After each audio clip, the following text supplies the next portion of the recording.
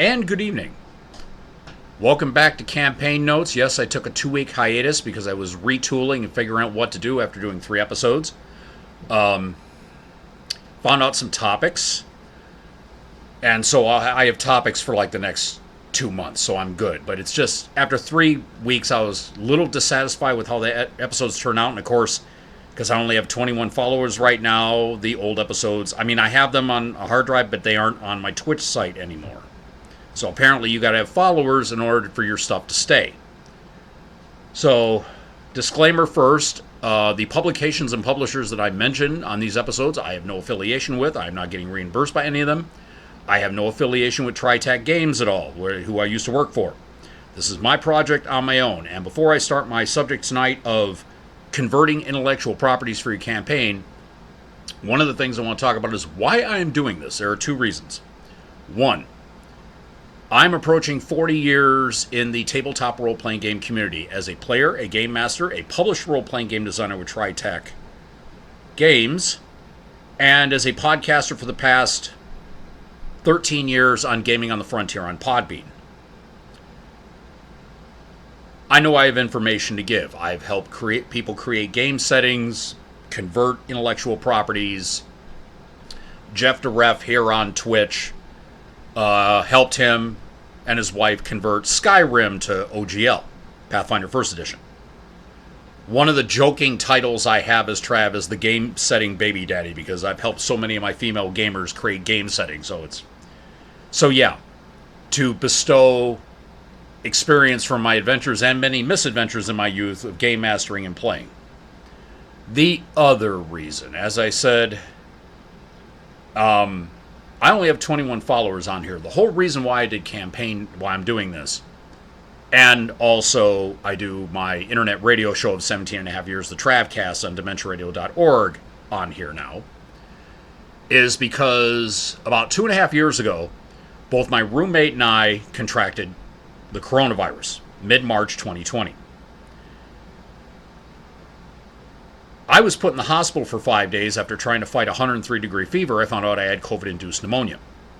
My pulmonary system, it's fine. It's good. So I know it had to have been chemicals I breathed in at my last job. I worked 27 and a half years at an Apple warehouse. My roommate, however, was laid up for a week here at home, and he now has long COVID. And if you are familiar with long COVID, you know these symptoms pretty much make it where you are no longer physically or mentally the person you are. He is now unable to work. He is now on the road to trying to get disability and SSI. But if you are here in America, you know how shitty that system is. Basically, I would have to have him comatose in an iron lung and have him rolled into a courtroom before they say, okay, we'll give him $3 a month. I'm trying to keep this apartment. I am currently still working. I have another job I've been at 2.5 years. The roommate has a GoFundMe, which has had some hits here and there and everything. I still have a little bit of money left from any savings I have from the last job. Problem is, most of that was taken with my hospital stay, even with insurance, because there were certain chemicals I was treated with, drugs I was treated with. There's no generic, so nope, you pay for that fully. The other reason I am doing campaign notes and the Travcast is I don't want to lose my apartment of 20 years. July 1st was 20 years I've been in this place. I live in suburban Detroit in an apartment. I'm 15 minutes from north of DTW, Detroit Metropolitan Wayne County Airport. So, southeastern Michigan. This apartment here has been the only home I've ever felt home in. I don't want to lose it. So, I'm doing my part besides working to make sure that I do not lose this apartment. My roommate does not want to lose this apartment. It is his home as well. And so, this is why I am doing this. This is why I'm blowing up Twitter constantly to get people to follow. Because once the followers hit 50 and higher, then I start getting money from this. And yeah, because I do Monday and Tuesday nights 8 to 10. Campaign notes on Monday nights, the Travcast on Tuesday nights. So those are the 2 reasons why I'm doing this campaign notes. I want to impart the knowledge of almost 40 years of being in the tabletop role-playing game community and industry. Because the podcasting counts as part of the industry. And I am doing this as a way to help keep my home. And My running philosophy, if I move one more time, if I move at all, it's going to be one more time. It would be the place I die in. But I've been here 20 years, and just this is my home. And just I've had several people filter through here the past 20 years, but this is still my home. And so I am doing what I can to help keep it. So that means I can have my games here. I can do my show. I can do the podcast. I can do this. And so that is why I've been blowing up Twitter. I've been blowing up. I'm on Facebook, Instagram, now Threads. And all three of those are Robert Trav Poloskey, Poloskey. Trav13369 on Snapchat and Twitter. I'm blowing up all that constantly trying to get more followers because the follower count apparently is what gets and number of hours per week and month you do this. I don't have any other time to do. I run 4 bi-weekly campaigns. I do the show, I do the podcast, and I do have besides a full-time job, I do have a life outside of all that. So Monday and Tuesday nights are the only nights that I can be here on Twitch. So that means I'm just blowing up everything trying to get follower count. It's a whole thing. Tell your friends. Hell, tell your enemies. I mean, but I'm doing this in an attempt to help keep my apartment. As I said, the disability and SSI process in this country is long, arduous, confusing, and often intimidating. There are a lot of people who give up because the flaming hoops that this country's medical industry and insurance industry make you go through to get disability and SSI. It's ridiculous, and now with hundreds of thousands of people with the group of symptoms called long COVID, of which my roommate is one of them, the disability system is now stressed more than ever. Like I said, pretty much, unless you are a dying child or a child that just has so many problems, some developmental disorder or something, yeah, they'll give it to you then. Most adults, you don't get it on the first try. It takes years. Even SSI will take months. So I'm doing whatever I can here to help keep this household. So that is why I'm doing this. That and disseminating experience from my time in tabletop gaming. That out of the way, now that I wanted to get that off my chest, I've given my disclaimers. Tonight's topic: converting IPs. Now, IP stands for intellectual property. Star Trek, Star Wars, Stargate, Farscape, Battlestar Galactica, movies, books. Those are all intellectual properties. Now, I have a few that I've converted. I've either found conversions for them or converted them myself. And so it's a process. It's one of those things that they call part art, part science.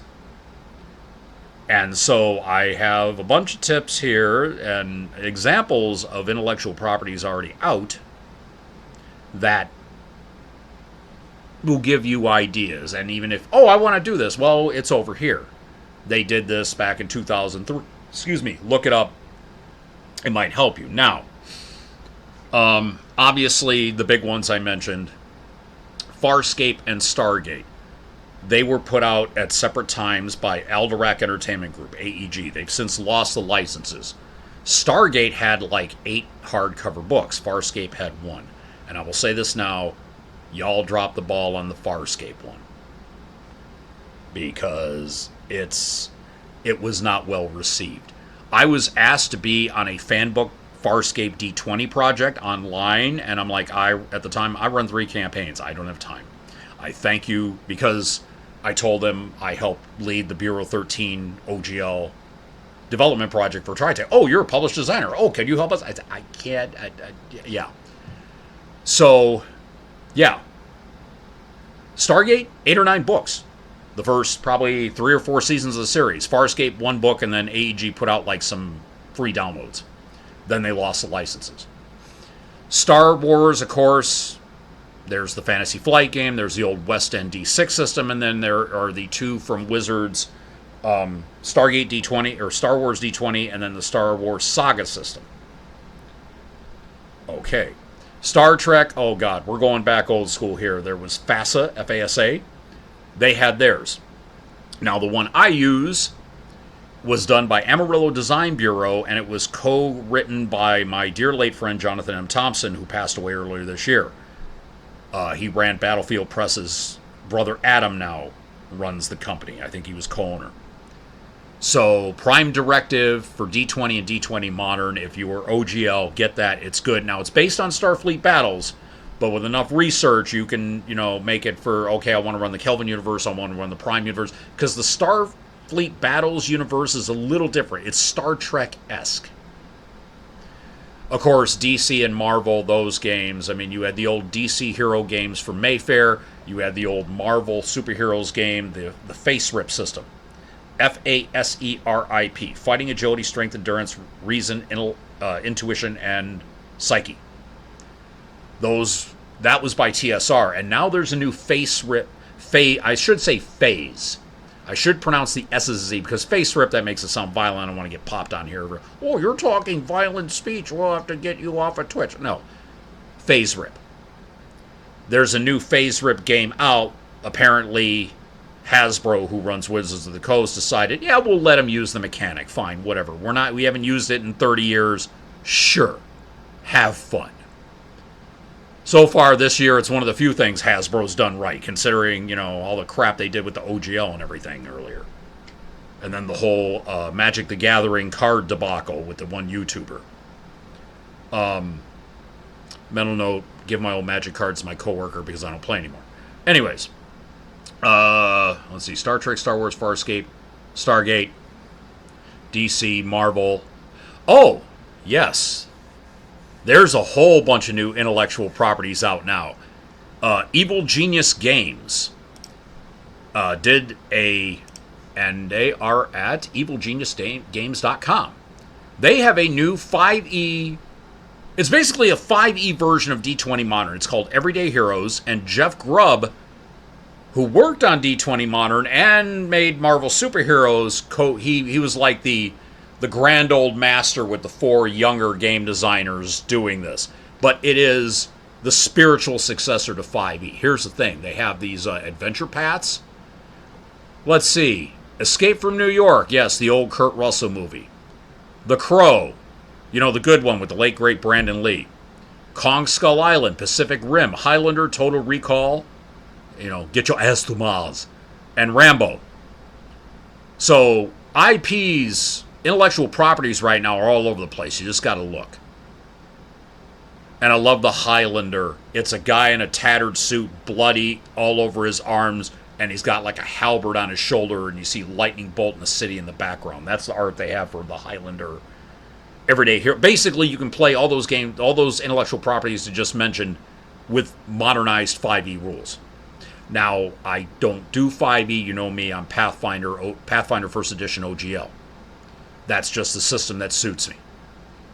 Now, so intellectual properties, there's tons of them out there. Okay, I can get rid of this tab here. Okay. And I just looked at myself on my Twitch page, which I have up too besides OBS. Oh, geez, man. Wow. Okay. So intellectual properties are out there. Stuff from TVs, movies, books. It's intellectual property. I mean, like video games, like the much debated Hogwarts Legacy game. We all know what's going on with the creator of Harry Potter. Unless you've been under a fucking rock the past 10 years, you know how this woman has gotten. And I'm pretty fucking sure that she wasn't this way when she was a single mom in a coffee shop with 2 kids in Edinburgh, Scotland. She realized, oh, I have money. I can pop off now and say stupid, hateful, wrong shit to everybody, and they have to listen to me. She's actually said, they're like, how do you sleep at night with the last royalty check you gave me snuggled up with me in bed? So yeah, but Hogwarts Legacy is yet another. See, this is a good thing. I can pretty much give my opinions what I want here, and I really can't be stopped because this is all true. I'm not going to sit there and talk slander about people. So yeah, intellectual property. Tips on how to convert it for your role-playing game. There, yeah. So there is a process. These steps are not in order, but I'm going to give you the first tip on this. The one tip that has hit me every time I've tried to convert something. Hell, I love running Robotech OGL, and I've had like 3 or 4 different Robotech, and they're all linked in one way or another. And I helped Jeff DeReff and Professor Pixie. As I said, Professor Pixie's also here on Twitch. Check out her channel. She does a lot of Minecraft stuff. There is something I told Jeff and Josie as they were converting, because he played a Death Eater in a one. I did a Sandbox Robotech Nightbane mashup campaign. It was a failed idea sent to Palladium Books. I said it's a good idea. There's just licensing involved. So in that campaign, Jeff played a Death Eater. So I had to convert Harry Potter over so it'll work. I had to look up what a damn Dementor was. I had to look up how the Death Eaters did their powers. I had to, and Jeff ran like 4 or 5 sessions in the Harry Potter world. They're all connected via the fringe paths. Rich Taholka rubbed the serial numbers off in one of the Portals books, either Portal 1 or Portals 2. The Harry Potter world's there. So he and I had to do a lot of work. I had to sit him down. Okay, what does a Dementor do? And I think it's called a Caller in Darkness. It's in one of the bestiaries for Pathfinder 1E. It's a Dementor. It worked. I'm like, no, this is it. But the one thing I told Jeff and Josie, and if you are converting an IP, this is the one thing, this is the cardinal rule. This is the top of the top rule. This is you will never get a 100% perfect conversion. Ever. Accept that as fate and move on. Accept that as fate, gospel, written in stone, burned into your brain. You will never get a 100% perfect conversion of an intellectual property to use in your role-playing game. It's not going to happen. Now that you've got that in and you realize, you take a deep cleansing breath, now we can move on. Now, once you realize that not everything's going to be perfect, and you can just change it for story reasons. You can change it for, okay, it's not the same in the movies because, the way that you found out from the movie and you go to this world and find out it's real. For example, on the fringe paths with Harry Potter, you find out that things aren't exactly the same. Well, the running joke with Fringeworthy, and we've already talked about this on Gaming on the Frontier, that in the fringe paths, there are the worlds out there, and then they flow into the mines on worlds where, first of all, the person that creates these worlds is not Fringeworthy. See, he can never go out and see those worlds. It flows into his brain via the fringe paths, and we haven't figured out a way how it does it yet. And so it may be in his head here, and he may have to change it to make it palatable for audiences, or the studio does, or whatever. So you can explain it that way, or just, okay, yeah, well, the writer did, the writer had it one way and the screenwriters did it another way. Something got lost in translation. That's the in-game way you can explain where I saw them and they did that fire snake thing through the old furniture, the place with the old furniture in the Harry Potter movie, and it did this and this and that. Well, it doesn't quite do that. They churched it up for the movie a little. So you can get away with that in-game. It should work. Unless you have somebody who is so, and I'll say it, so anal about their fandom. When you sit down with your players, let's say I convert an intellectual property. I warn them right off the bat, you're not going to get everything you see in the movie. It's either going to be different or I'm just not going to put it in. Another example, Skyrim. Jeff and Josie, I worked with them to convert a Skyrim campaign. And I'm running my spin-off campaign from that. There are 2 catfolk. One is a caravan guard archer, and the other got shrunk to 3 feet, but he's a necromancer. Played by Breakman Z, also here on Twitch, and Michael, one of my Sunday gamers. And so, dragon shouts. Y'all, if you're in Skyrim, you know what the dragon shouts are. It's ability, you're speaking Draconic, and as you stack words up, it gets more and more powerful. Now, Jeff, Josie, and I were trying to figure out how we're going to do this. Okay, there are 2 ways we can do this. 3. We figured out 3. 1, use the Ultimate Magic Words of Power system. It's in Pathfinder Ultimate Magic. And all the splat books for Pathfinder 1E, it's the one that is orange as fuck on the cover. You'll know it when you see it. And it's the Words of Power. It's sort of like the Storyteller, magic, the Mage, the Ascension and all that, the Storyteller magic system, World of Darkness, where you cobble words together to create spells to your liking. But that means then your players who want to use magic have to study a whole new magic system. I said that's too much work. That's too much work for me to have to learn it. That's too much work for y'all are going to have to learn it as players for your characters. So the other one, we just said, okay, look at these spells, eyeball it, find a spell in, you're going to be doing some legwork on the Pathfinder SRD site. Okay, you're going to have to figure out this spell here, it means this spell here. Or you combine the two spells, in other words, crafting a new spell. Or there's one of them that calls an undead dragon. And I don't think there's an undead dragon summoning spell in Pathfinder. I just said either it's a game effect and it's only allowed for NPCs, or you just don't have it in your campaign. So yeah, that is the first cardinal rule. You will never get a 100% perfect conversion of an IP to whatever mechanic you have. All right. And I'll be marking off these topics as I do them. That way then I'm not repeating myself, even though I tend to do that anyways. Okay. Second, I'd say this is a really good rule. If you're going to know your mechanic. Know the game system mechanics that you have, and so it'll fit in the system.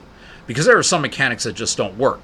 If you have a mechanic that is good for fantasy games and you want to run post-apocalyptic, you want to run like, oh God. And I'm dating myself here, Logan's Run. Old movie with Michael York. It was out in the 70s. They later made a TV series with it with one of the guys from the old Trapper John MD show, Gregory Harrison. The society, after 30, you died. You were killed. And so you had they were called runners, and I believe the cops that chased them were known as Sandmen. And Peter Ustinov played some old guy living in the now quite dilapidated Capitol Hill.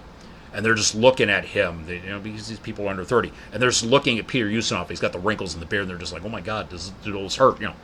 So you gotta, if it's post-apocalyptic and it's for fantasy rules, it's really not going to work. Know your mechanic that you're going to convert this into. Now, thankfully, there are universal, like GURPS, OGL, which is D&D 3035, D20 Modern, and Pathfinder First Edition. Technically, with the conversion PDF from 2nd to 3rd edition that was put out in 2000 by Wizards, you could drag 2nd edition stuff and convert it to Pathfinder. As I said, for Pixie, I converted a character in 15 minutes from 2nd edition D&D to Pathfinder 1E. I house ruled the shit out of it. Josie sat over there, and her jaw, there's a divot in my apartment floor where her jaw hit the floor. Yeah, I'm done. You ain't new. So, yeah, know your mechanic. Find the mechanic that works. As I said, you have all these pre-done ones. You just got to learn the mechanic. Like, oh yeah, I have Robotech and I want to play Macross Saga. Oh yeah, it's now out for Savage Worlds and the Strange Machine mechanic, as well as the 2 editions from Palladium. If you were into the Rift system, you could use that. I played it first in Palladium, the Robotech Nightbane game, and then I said, yeah, I'm going to make it. And they said, go back to OGL. We don't like Palladium. We sweated it out for you. So that was extra work for me because I had to convert the mechs, the locations, all the stuff I'm going to talk about next. I had to go through to convert Robotech into OGL. It's worked for the most part. I've had to find some really interesting hacks, and I talk about Robotech because I really love Robotech. Get me a Veritech fighter or a Destra, and I'll be happy. So, mechanic to suit the game. If it's already made, you just got to learn the mechanic. If you're not stuck, but if you favor one mechanic over others, especially it's of a universal nature, like OGL or GURPS, you just have to learn the mechanic. And of course, GURPS has 5 editions and metric butt tons of source books. Thank you, Steve Jackson Games. By the way, Steve, I wonder if you still ever get those files back from the Secret Service after GURPS Cyberpunk. Research that, kids, sometime. Your Uncle Trav, it's an interesting story, trust me. And then, of course, OGL. You can do anything with OGL. I've done damn near every type of genre with OGL. You just got to look. If it has the OGL, the D20 symbol, you can do anything with it. You just have to work at it. So yeah, the mechanic to fit the IP so you get the best translation.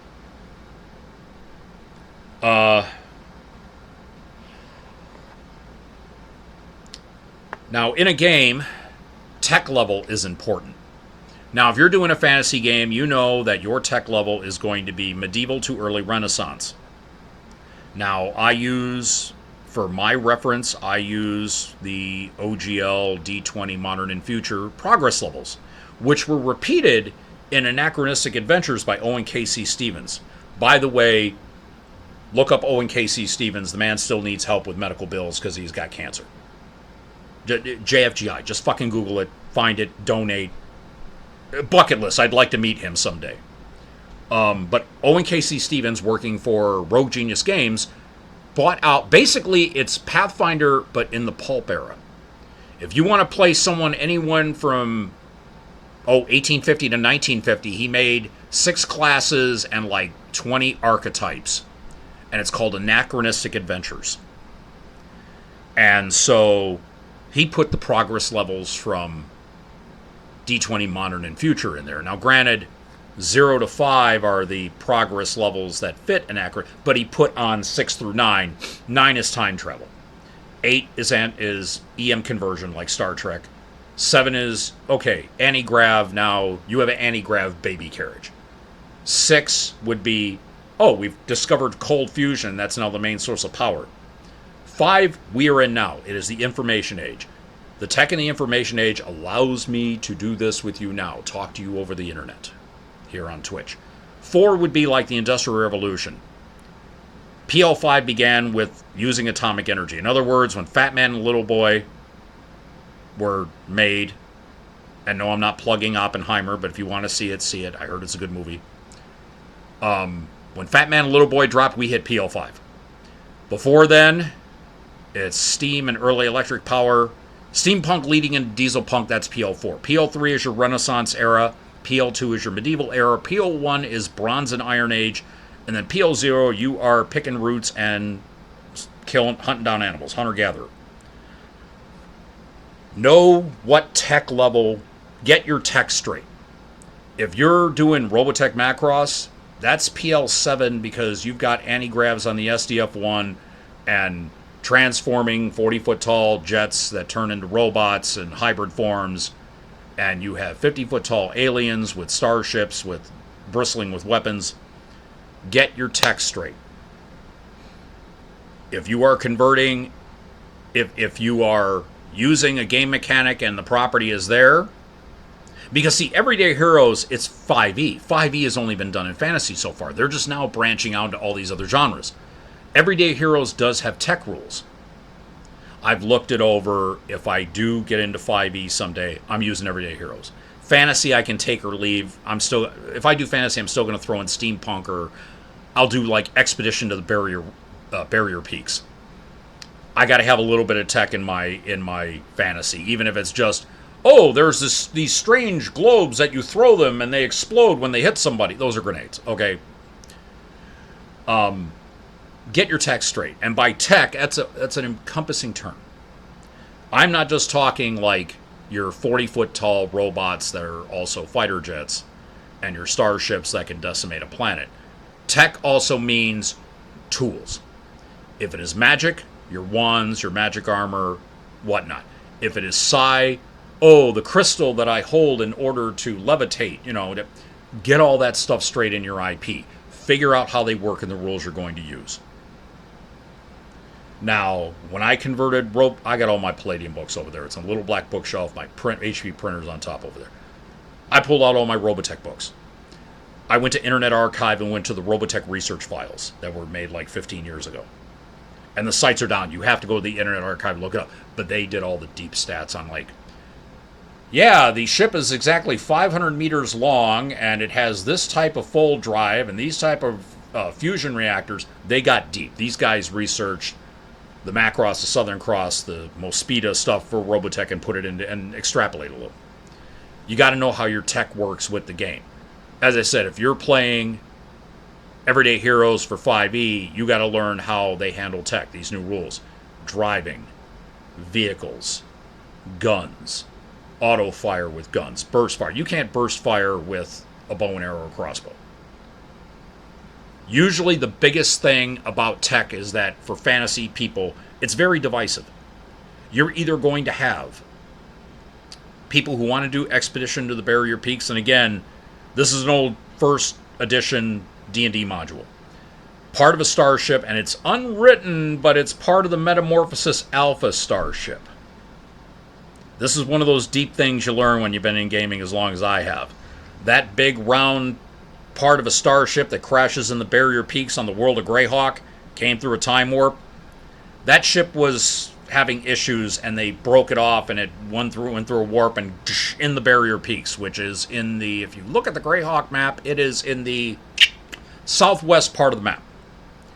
I believe in the Grand Duchy of Geoff, Geoff, and I'm going Stephen Colbert deep here on the Greyhawk, folks. And if you watched his show, you know he and I are about the same size as he. It's just he got to be in The Hobbit. Anyways, and he got his family along in too. Anyways, so that was that module when it came out. It was divisive as hell. With it, well, of course, Gary Gygax brought his buddy's Boot Hill character, and that's how you got Merlin, the gunslinger in Greyhawk. So Gary really didn't have a problem with bringing tech in, but his official word was, well, no, D&D shouldn't have anything higher than a crossbow. Meanwhile, he's got his buddy there from Boot Hill, six-shooting everybody, and, pistolero, and, doing the stuff like Buckaroo Banzai, or Jeff Goldblum in the sewer, with the hand back and forth, New Jersey. But Expedition to the Barrier Peaks, having tech in a D&D fantasy game, usually in any fantasy realm, is divisive as fuck. You're either like, oh, cool, my guy gets a laser rifle, or you get the gatekeepers. We don't want a laser pistol in our game. That's not what we're doing. And so Expedition to the Barrier Peaks still pisses people off today. Wizards, when they were doing 3035, they decided to bring it back and said, okay, here's the stuff from that old module converted to D20 Modern. I downloaded the shit out of that PDF. I was like, yes, please. I'll do it again just in case I lose it. And I'll copy it over here. And yeah. So get your tech straight. Know how the magic items work, the psi items work, your tech, your vehicles, your weapons, all that. Make sure if you have a Veritech fighter and you're doing Macross and OGL, make sure that the missiles, okay, the missiles fire this far, they do this much, relative damage. They have this much of a spread. Okay, you got to do a reflex save. You're in a mech. And of course, if you're a human and you get hit with one of those, you're just GM Fiat. No, your character's dead. You got hit with a reflex multi-warhead, and you're in the old Macross HES, which was like a bulky spacesuit that, oh yeah, I'm on the ARMD and I'm, telling the Veritex to go, and you get hit with a reflex multi-warhead. There's not going to be enough of your character to put in a thimble. You are free-floating atoms and component parts, my friends. So get your tech straight. Know how it works with the mechanic, or learn how to use it if it's not if you have the right mechanic and it's just a new addition to that mechanic. Again, like Everyday Heroes to 5e by Evil Genius Games, and I'm plugging it because I like it. As I said, my disclaimer: any product I mention when I do campaign notes, I don't get compensated for. It's because I like it. Or if I'm ranting about it, it's because I don't like it. Nobody's paying me shit for this, and that's the problem. That's why I'm trying to get followers. So yeah, get your tech, your tools of the trade, whatever it is that you're doing in this game. Make sure as a GM you've got them right so the players can use them. Because if you're a GM, there's nothing worse you having to look up something on the fly, and it slows down the game for your players. They lose that suspension of disbelief. Another thing, I got 3 more points, and I can stretch them out because I still got 90 minutes. Oh, 30 minutes per point. Cool. In many games, you have one of the component parts of a character. It's race. Is it human? Is it dwarf? Is it elf? Is it Zentradi? Is it, a muggle? Is it, let's see. Is it, Star Wars race? Is it an Ithorian? Yes, the Hammerhead, like the mayor in Book of Boba Fett that got hung by Fennec Shand. It's been over a year, folks. Spoiler alert's over. Make sure that you have the stats for your race if somebody wants to play this, and especially if these character races have abilities. Now in 3035 they had the level adjustment. Oh, because he can do these, he's considered 1 or 2 levels higher than everybody else, so he's got a different experience chart and all that. Make sure you have all that right. A couple years back, I did in OGL an FTL 2448 campaign from Tritech. This was Rich Taholka's hard science fiction. He used the Gliese, Gliese star maps from the 60s to plot out the universe. And obviously, we found out that those Gliese maps are now wrong. We didn't have the telescopes like we do now with Hubble and James Webb. The stars are actually farther or closer. The Gliese maps have to be seriously updated. But in 1992, that's what they had. So they use it. So anyways, I did this FTL 2448 game. And because it was all until Fur joined with a human barbarian native to the world they crashed on, we called it Furries in Space because we had a Tugin, a Zath, a Grex, and a Kimnar. The Kimnar is a cat, the Tugin is a humanoid lizard, the Grex is a 5-foot-tall Vulpine being, and a Zath is a Tauric Leonine character. It was nicknamed Furries in Space, so I had to sit there and, I have to convert these from the old Tritech system that Taholka made to OGL, and I used the Advanced Race Guide. And I strap it a little. It's like, okay, yeah, the scent perception is higher on a lot of these guys. Fine, they all get scent. And there's a point build system for the Advanced Race Guide. If you know, you know. So some of these characters had some decent points because I made them for, hey, look, this is what these characters can do. They either have cultural things or they have heightened senses or heightened abilities, and it's going to come into play. So, now the Zentradi, that was interesting.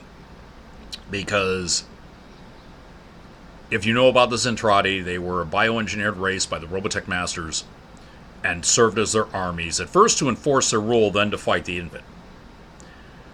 Now, and I'm gonna say this here, as much as I don't care for what Chris A. Field did with his Tournament of Rapists promo from Scorched Earth Studios, I use his products, except I'm not keen on Black Tokyo because I'm not into hentai. But I use Otherverse America, Psywatch, Galaxy Command. His rules have. This is someone where I have to separate art from artist. He claims to be a pagan and a feminist, and then wrote that intro that Jessica James called him on. He's still like, what? What did I do wrong? If you're claiming to be a feminist, you probably aren't. You're saying it trying to win brownie points or lying your ass off. Again, JFGI. Just fucking Google it. Chris A. Field, Jessica James. It'll come up. But his rules work for me. I don't condone the man personally. Again, you're separating art from artists. Over the past 10 years, I've been doing it so much with famous people, I should be getting benefits like dental. Anyways, the Zentradi was an interesting case because they are human. They are biologically human. There's maybe a tweak where they have different hair colors or different skin colors. Their skin might be a pale gray and they may have naturally blue hair. And of course, they're built for war, so they're a little hardier and stronger. But they also have this ability where it's easier for them, and they don't actually grow and shrink. They just clone them and re-download them into a new body, either human size or back up to 50 feet tall. So I had to sit there and try to figure out how to make Zentradi for the Robotech games I played. And so I had to come up, there is a class, or there is a race for the Psywatch, and Psywatch for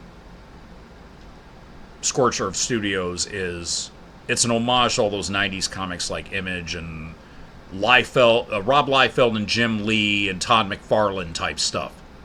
Spawn, Cable, X-Force, Youngblood, Wildcats. If you know these names from the 90s, which is now 30 years ago, it's these new hot young artists, coming out and making all these dynamic characters, and ended up changing DC and Marvel because they saw this shit works, we're going to use it.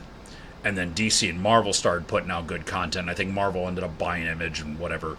But still, there is this race called military posthumans. And usually they are made by a government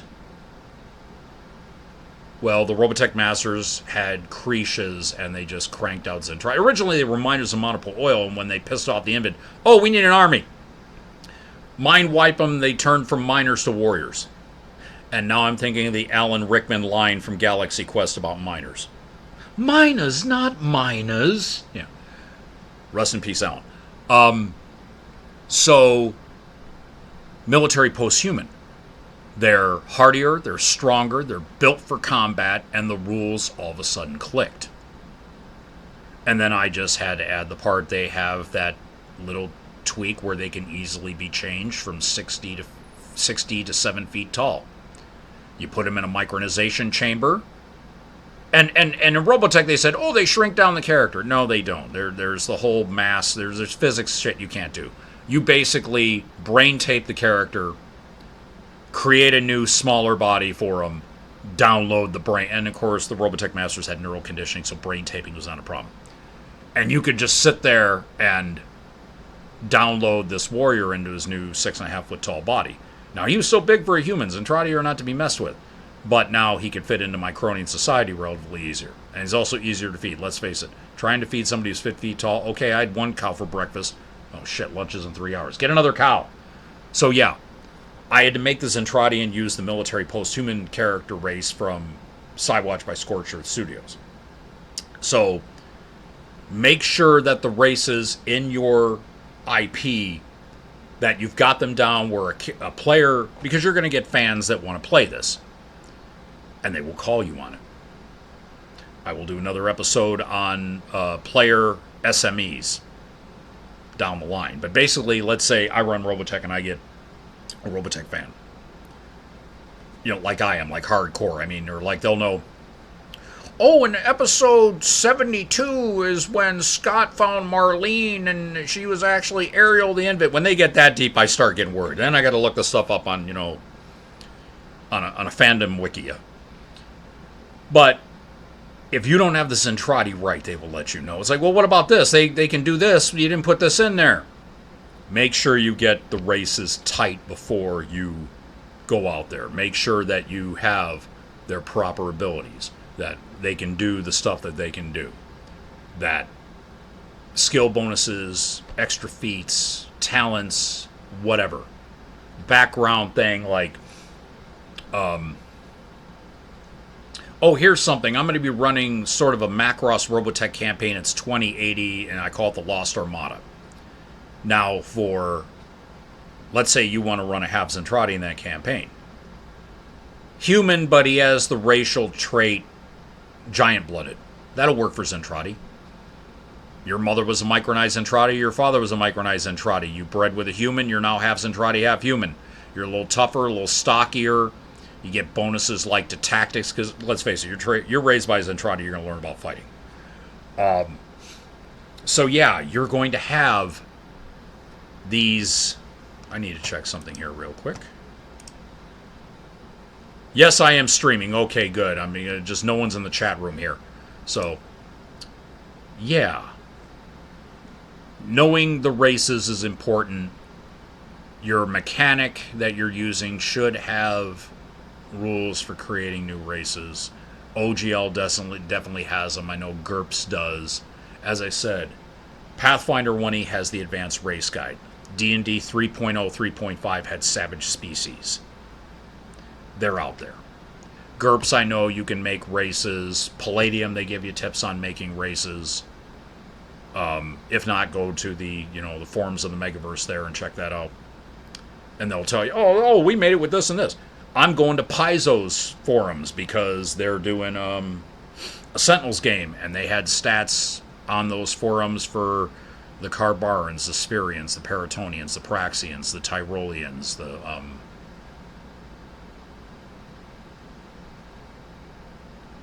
Garudans. That was the other race. Thank you. So yeah, your races, get them down, get them set, make sure you have them fully statted, do your research, because, and if your characters, and it's okay to say, and I did this, it is okay to say if you find out that a race has, it's in the IP, but yeah, with with snap of his fingers, he can turn,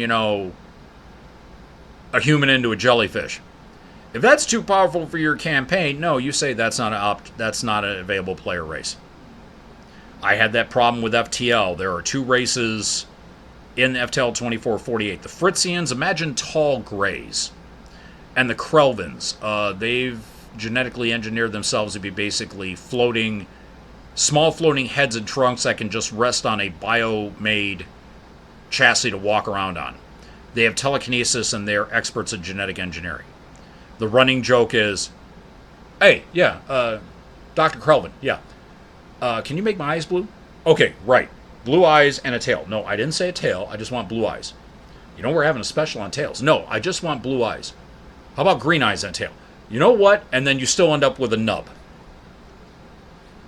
I didn't want those type of characters in the campaign. Make them NPCs. You'll have fun with the one guy who, has the really, really high genetics and he's there, but don't make him play a race. It is okay. You don't have to use every single, unless they are so intrinsic to the story that you got to make them.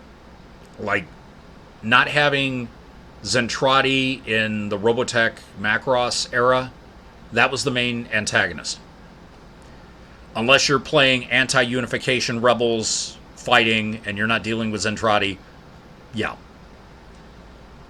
But if there is a race that will just not work because they're too powerful or just, you make them and they got all these abilities and they would outbalance the player character party, you have it's your campaign. Do what you want. And you just explain to your players, okay, this character can do this, this, this, and this. He would be 5 levels higher than everybody else. He's tougher than everybody else. You would either have to make them all tough or you're going to have a vast disparity in power and ability between this one character and everybody else. And that's just unfair. You don't do that. Everybody should start out equal. Unless you let them know, okay, we're starting everybody. We got one here at 3rd level because he's playing a kid. We got others at 5th level because they're in their 20s. And then we got the one guy who's in his 40s and he's 8th level. Then that's fine. But yeah, your race for your character, get them researched, get the ones you want to use in your IP, and decide whether playable or non-playable, and just get the stats set, get their abilities set, get their skill sets set, and just let them go at it. Let's see, what other... Oh, you want to know one that's a pain in the ass to convert to OGL? And it's nothing against the game. It's a wonderful game. I enjoy it. Nightbane by Palladium Books. Trying to convert... And somebody did a Nightbane conversion, and it was I forget the name of the super-powered game. I'd have to look it up, and I probably should have done that. But somebody put out a Nightbane conversion, Nightbane, but they still called it Nightbreed. This was before Clive Barker came after Palladium Books and said, stop that, and then they had changed it to Nightbane. By the way, if you have one of the old books that has Nightbreed on the cover, it says Nightbane, wrap that damn thing in plastic, because it's a rare thing. It's like having a Revenge of the Jedi movie poster. All right, I need to, and I will try to keep talking while I'm doing this. But yeah, the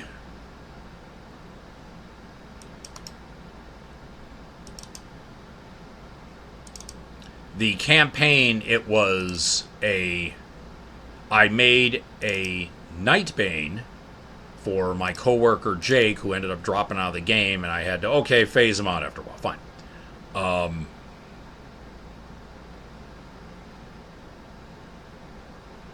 Yeah, this is it here. I think I know where to put it. Okay, yeah. But it was a little-known role-playing game. Yeah, it's printed out. I have to dig it out. But basically, it was a point build system to give you the Nightbane abilities, and they basically ported over, like, maybe the first couple Nightbane books where you get your Nightbane talents. Oh, you have the Dark Whip, and you have the Dark Scream, and you have the Lightning Rider ability. And and you're a bull that looks like you have nails stuck out of you like Hellraiser, and that's your Nightbane. So they did that point build system to make Nightbane. Before, when I found that, I was like, oh, thank you, because I really was wondering how in the hell am I going to, build a Nightbane, because Palladium front loads your characters. You don't gain abilities as you go. You do a little, but they still front load, so right off the bat, you're playing a very powerful character. And in a level-based system like here at OGL, Pathfinder here, no, it's you end up with, hi, I'm 8th level, and everybody now has to be 8th level humans because I can do all these powers. Or I kick the butts of everybody in the campaign. I walk away and everybody gets to loot the bodies while I just walk away. Yes, I am powerful. Yeah. Make sure everything is set with your races before you go and do this. Races in an intellectual property. So, let's see, what another example of a race that I had trouble converting. The Zentradi, Nightbane. And I'm looking at all my stuff over here, hoping it jogs my memory. Yeah, looking, and nothing's coming to mind here. Watch this will all happen after I shut this shit down for the night. I'll be laying in bed. Oh, yeah, it was that one. But yeah, so get the races out of the way. Let your characters know what you can and you're not going to allow. If they want to play a race and that's too powerful, you're not doing it, they're going to have to negotiate, or just, okay, you're not budging on this. Everybody else wants to play a campaign. I'll see you at the next campaign. I'll talk to you later. We'll go out for a drink. Yeah. And sometimes somebody wants to play that one race. It's like the one guy who wants to play a dragon with all the rest are humans.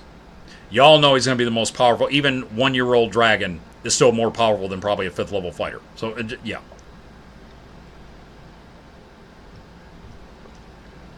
Yes, hydration is important, even though it's cranberry juice. Now, if I was really bad, I would have mixed it with the lemon rum I have, and I'd be like, because it'd be real sour. Anyways. All right. Races. Done.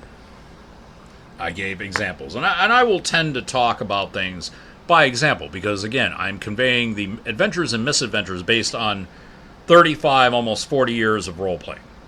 I will talk by anecdote. Next, classes. If you were playing a fantasy game, you have your fighter, your mage, your cleric, your rogue, your monk, your barbarian, your ranger, your paladin, your sorcerer, the typical OGL classes. Now, classes are important because it's the race, it's who they are. Classes, it's what they do, what they're trained to do, what they've learned to do from wee little baby characters, 0 level, and they become 1st level, and they are like 15, 16 years old, or 18 years old if you're in a modern game. And, hey, look, you're out and going adventuring in the real world. You just found out that these things exist, and you have to deal with them now. And so, if you are trying to play Robotech and you have OGL basic classes, a wizard is not going to work. There is no magic in Robotech Macross. There are no psionics in Robotech Macross. You have mecha, and you have guns, and you have spaceships. Fantasy classes, unless you can find a way to convert them, like, oh, rogue. Okay, well, my rogue is an inner city hood, and his parents are killed by the Zentradi, so now he's taking the fight to them, and all he knows is how to be hood, street, Okay. There's ways to convert a rogue to be modern day, because every society has their criminal element, or at least, okay, not so much criminal element, but they live on the shady side of society. It's that old Garth Brooks song, Friends in Low Places. And if you're here in Detroit, you know how that song played when they changed 99.5 FM. From the Fox to Young Country. They played Friends in Low Places for like 2 months straight. You turn on, it was on at 3 in the morning. Drive time, all this. But yeah, every society has their people who have friends in low places. You could convert a rogue to being modern day. There are plenty of things to do in OGL that, I want to make them into, a gangbanger. Okay.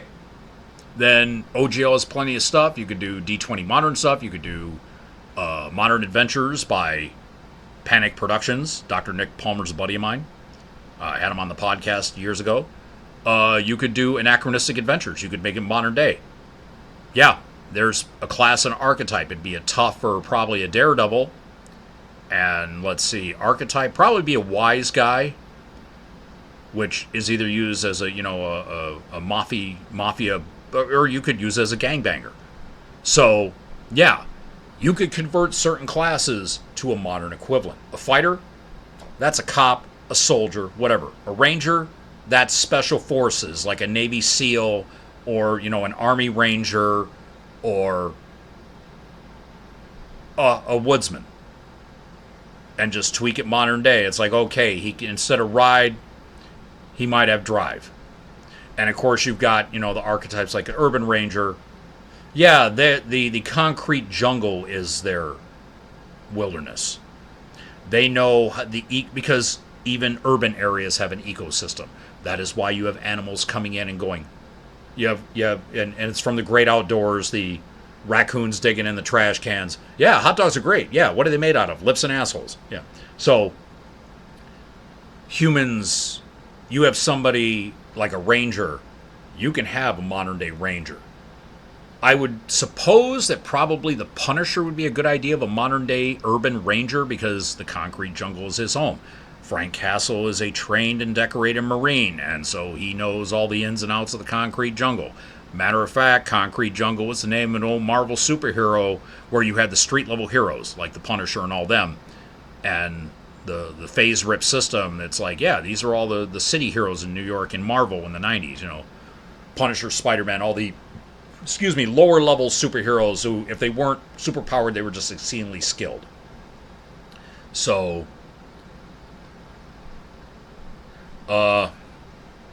yeah, you have the classes, they have to fit the environment. Now, in converted intellectual properties, they're already there. You have, in Farscape, you had the scientist, the soldier, the mystic, and I think you had 3 others. It's been a while since I've cracked open that Farscape AEG book. But you had like 6 or 7 classes that all fit the various characters in the show. Like Crichton was like 4th level scientist, 4th level warrior, and by the end of the 2nd season he was like 8th, 9th level. So he was a scientist to begin with, astrophysicist and astronaut, and Aaron taught him how to fight. And he got to be pretty good at it. He got to be a pretty sneaky fighter. He was also a scientific fighter. So the classes, if it's a converted IP, they'll have the classes there for you, or tell you how to convert classes. Let's say, oh yeah, Pathfinder 1E, and it's this book series, and so you can make all these things. Here are the archetypes to convert the classes and they did that with the flood of OGL companies that came in. They, because 3.0 was just your straight fantasy. When the OGL dropped, everybody and their grandmother brought a goddamn role-playing company into the fold. 99.9% of them are gone. They only lasted a couple years. They had 1 or 2 books. Some of them really sucked, and that's why they went under. And so you have this mechanism where it's like, oh no, if you want to play a fighter, this is how you change them. Or no, this is, what was the one? Cybertech. Cybertek. And it was basically Battletech. Oh, this is how you play a mech pilot. We have this class that we made, and it's OGL, and it's totally... Or no, another good example. The Trinity Universe D20 stuff. Your Adventure, Aberrant, and Trinity. White Wolf Art House put them out. They didn't have the fighter, the raid. They had the academic or the scholar, the aristocrat, which was different than the NPC aristocrat class from OGL. You had the warrior, the scoundrel, and entertainer was another one. And so those were your base classes, and it was depending on whether it was adventure, which was pulp, aberrant, which was modern day superhero, or Trinity, which was 22nd century size, fighting the deformed heroes of the adventure setting sometimes, or their progeny, who got shunted off Earth, and they were trying to come back to, Earth is ours, we are more powerful than you. So yeah, if there is a conversion of an intellectual property, which the storyteller Trinity universe is intellectual property, it was just converted from the storyteller mechanic to the D20 mechanic, usable with 3035 in the D20 modern future. So they just made up new classes that fit each of the three settings. And a lot of the classes were the same. Because you're always going to have entertainers, you're always going to have scholars or academics, you're always going to have scoundrels and warriors. And the warriors, again, are cops, soldiers, anybody of a paramilitary nature. So yeah, you make sure that your classes fit what you need. Now, in Robotech, you would need, obviously, people who either work on starships or pilot mechs. So you would need... you could, tinker around with, like, Star Trek classes if it's all ship-based stuff, like you're on one of the ARMDs or you're doing the STF-1. You would need a helmsman. You would need a navigator.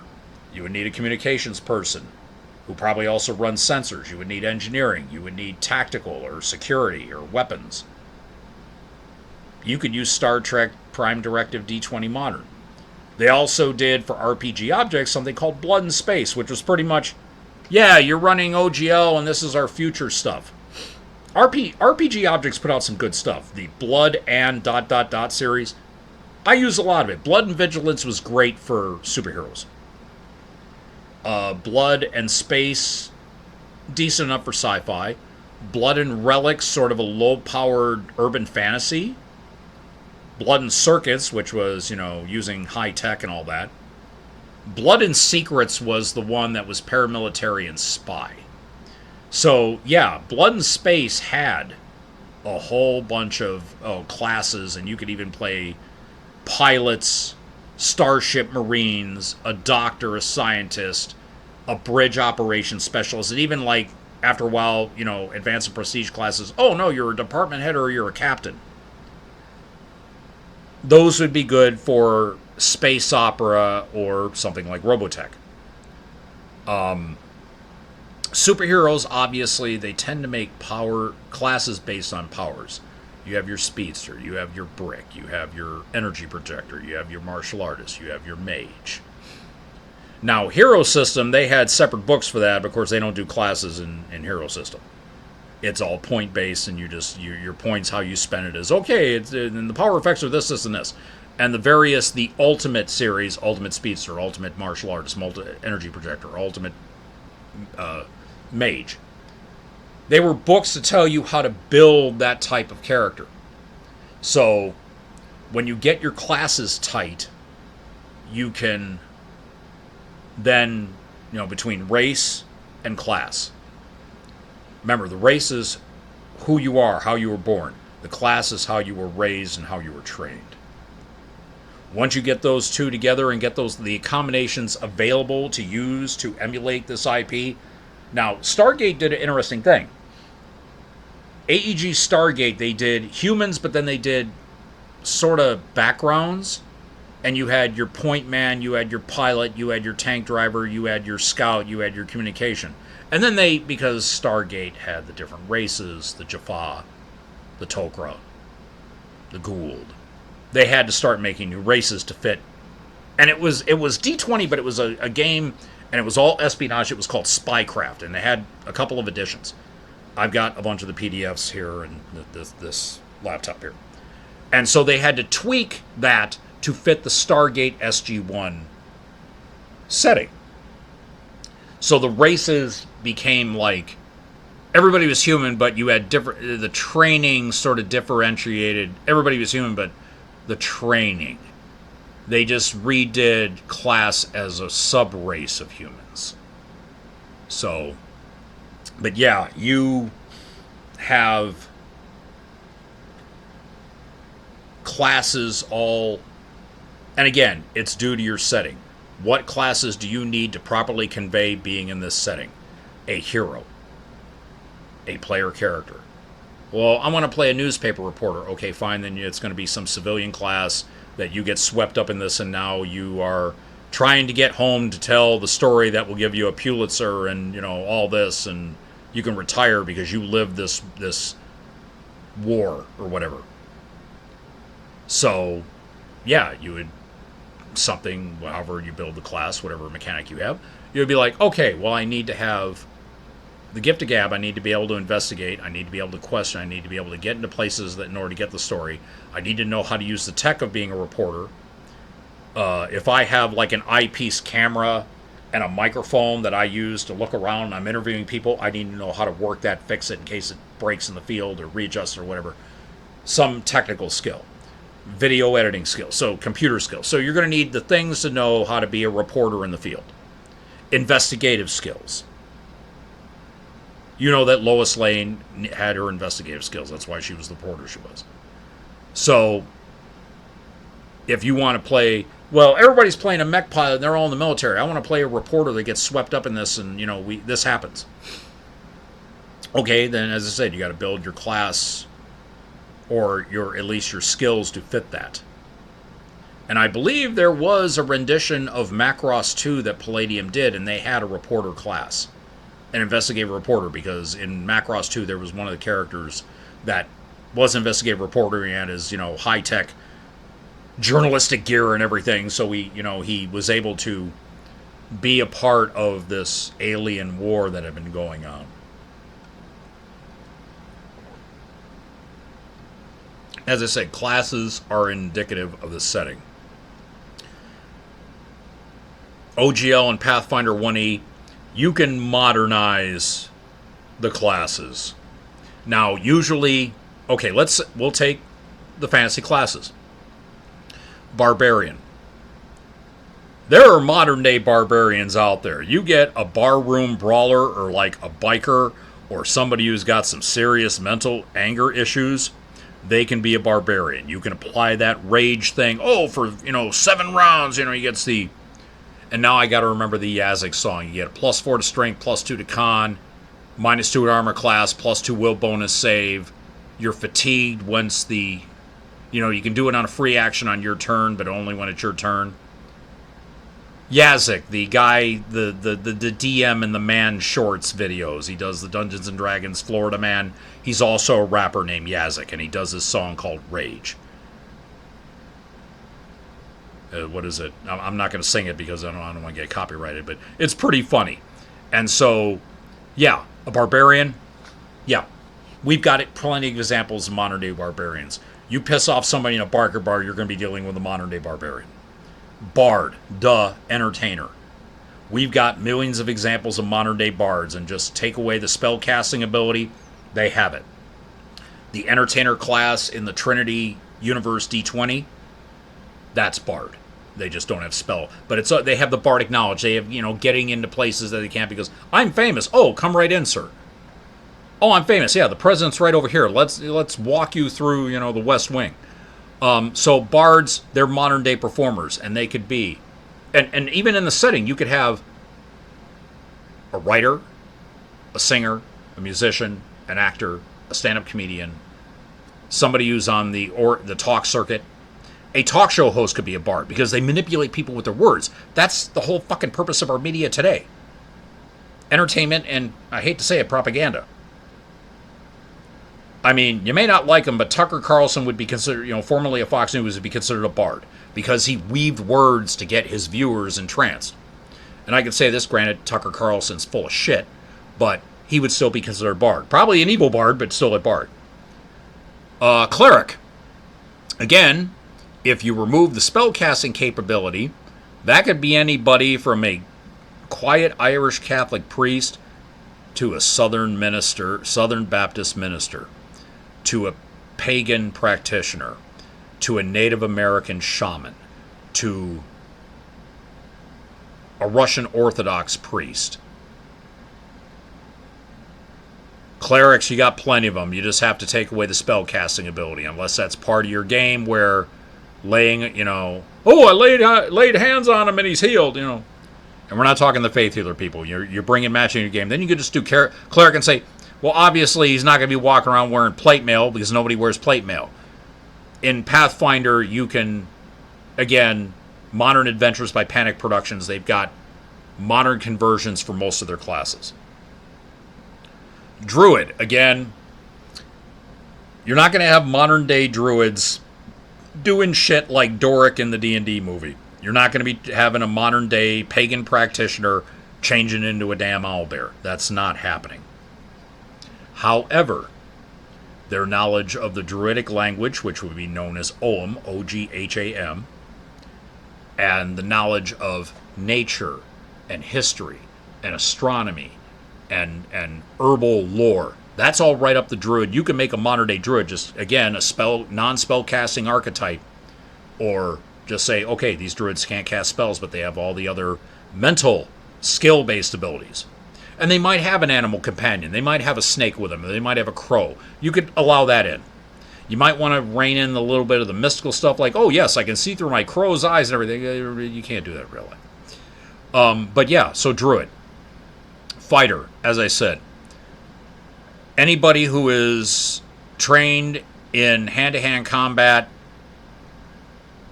of a paramilitary or military or constabulatory nature, i.e. a cop. And that could range from anything from somebody who's been in the army, to a beat cop, to a small town sheriff, to... See, a security guard, you would probably give him the warrior, NPC class. Anybody who has had combat training and knows how to deal with a violent situation. If they've been through any type of formal training, the fighter class is fine. Again, you can take away the heavier armors, because at the most, riot armor, I think, is considered at the most a medium armor proficiency. You're not going to have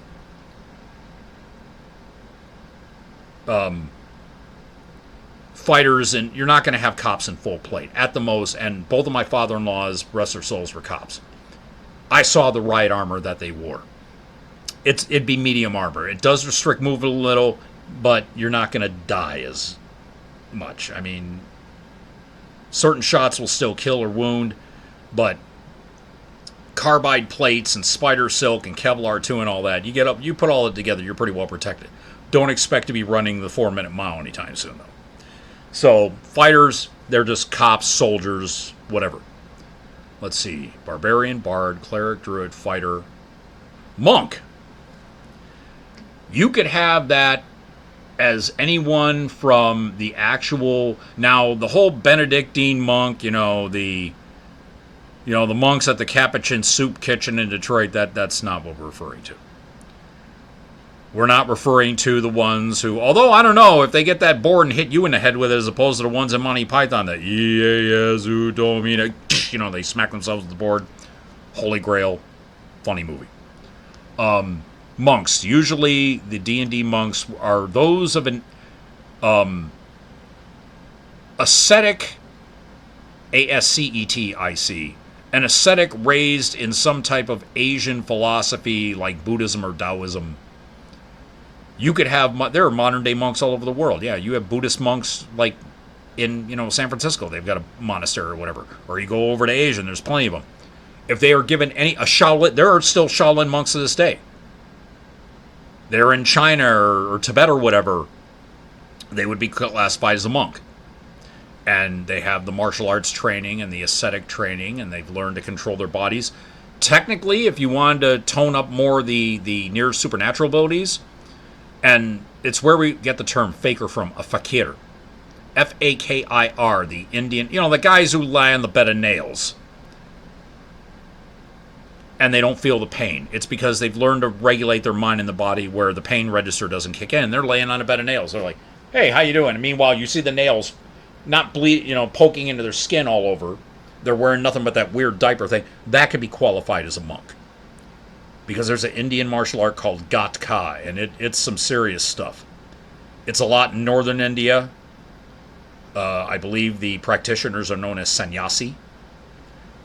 So anyone of an Asian flair that knows hand-to-hand combat and has relatively decent control over bodily functions to allow them to do higher than normal things, that's the monk class.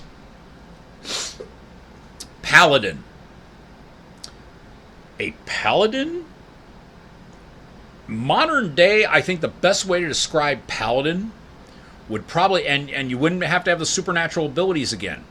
If you're trying to convert to a non, paladin or non-magic using paladin, it would have to be somebody, and you've seen the movies, it's the Vatican has a secret force of soldiers.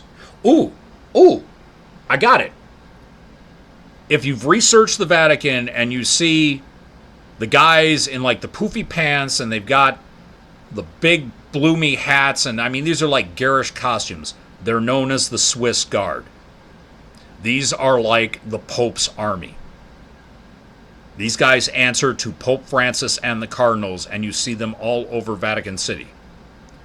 The Swiss Guard would be a perfect example of a modern-day paladin without spellcasting ability, or the lay on hands or whatever. It's just they're a warrior for God, Ranger, as I said, it's your typical, hey, look, I'm a survivalist, and you could have Navy SEAL, Army Ranger, some type of special forces, SAS, Royal Marines in Britain. If you are trained to survive in a wilderness and know how to track and hunt and lay traps and all this, and you're out in these environments that are not urban, the modern version of a Ranger class. Sorcerer and Wizard, yeah. Those you would, unless it's urban fantasy, you couldn't really convert those over to any type of modern context without it becoming urban fantasy, like Bureau 13 or Chill or let's see, modern day Call of Cthulhu. I'm trying to think of any other modern fantasy stuff. The Dresden Files game that came out a few years ago. Harry Dresden would be your straight up modern day wizard. He has his staff and he's got, Bob the Talking Skull, and he casts spells and yeah. And sorcerer, all that is just basically you have something in your bloodline. Hi, you're a mutant that can do magic. That's all a sorcerer is. Just, yeah, arose by any other name.